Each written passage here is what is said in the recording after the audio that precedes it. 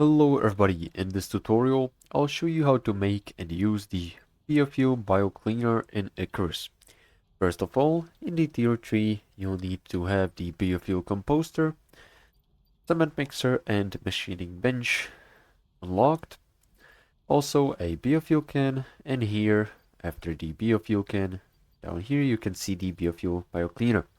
Go ahead and unlock it. Craft the biofuel can. I'm going to use the electric composter because it's faster, and I've also pre-filled the biofuel can with biofuel, which is necessary to power the Biofuel Biocleaner. So, to make the Biofuel Biocleaner, you will need 25 steel ingots, which can be made from smelting steel bloom inside a furnace, glass, which can be made in a concrete furnace from 1 silica ore or 10 sands per glass.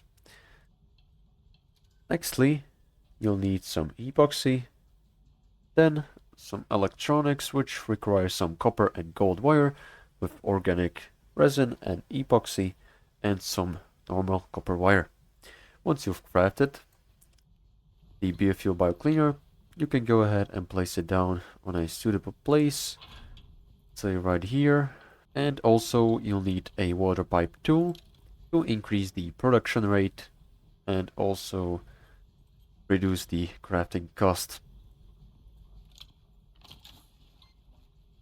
Now to power it, you'll need the biofuel can, which is filled with biofuel.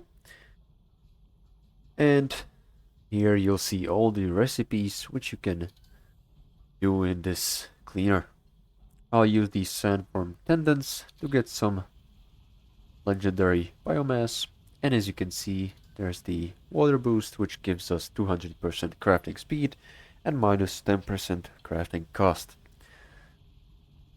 This is going to take a while, but this is pretty much all how to get and how to use the Biofuel Biocleaner in Icarus.